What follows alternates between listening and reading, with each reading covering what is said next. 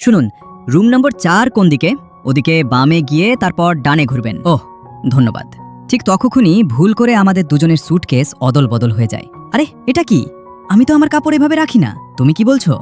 আমি তো এই জ্যাকেটটা এল সাইজের কিনেছিলাম। এটা এস সাইজ হলো কিভাবে? মনে হচ্ছে তোমার স্মৃতিশক্তি খুবই দুর্বল। চুপ করো, এমন কিছুই না। তুমি আমার স্যুটকেস চুরি করেছো। কাকে চোর বললে? আরে তোমরা দুজন তো একদম একই রকম দেখতে। হ্যাঁ, তোমাদের কাপড়ও একদম একই রকম। হ্যাঁ, ওই আগে আমার নকল করেছে। কাকে নকলবাজ বললে? আরে থামো থামো, ঝগড়া করো না। এই নাও, নিজের স্যুটকেস নিয়ে চলে যাও। তুইও বের হয়ে যা। আমি আগে দেখেছি, তাই আগে আমি নেব। না, আমি নেব। তুই রাখ, ডাইনি। আরে এখন এর ক্ষতিপূরণ কে দেবে? তোমরা দুজন তো একদম বোনের মতো দেখাচ্ছ। কাকে বোন বললে? ও কখনোই আমার বোন হতে পারে না। আমারও ওর বোন হওয়ার কোনো শখ নেই। এই তুই ঝড় আমার দোকানে কোথা থেকে এলো? আরে তোমরা কোথা থেকে আসছো? ক্রিসমাস পার্টি থেকে। হ্যাঁ, আর ও আমার মতো একই গান বেছে নিয়েছিল।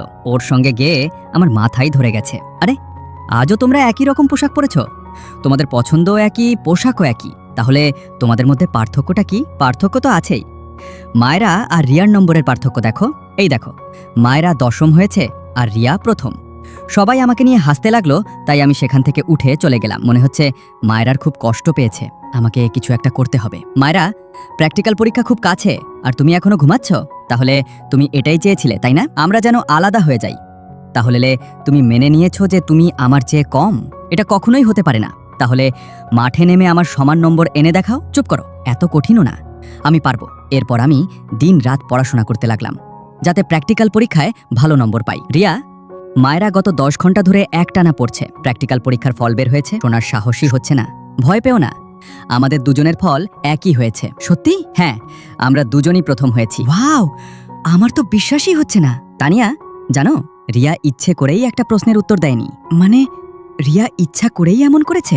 এখন বলো, আমরা কি এখন একরকম হলাম?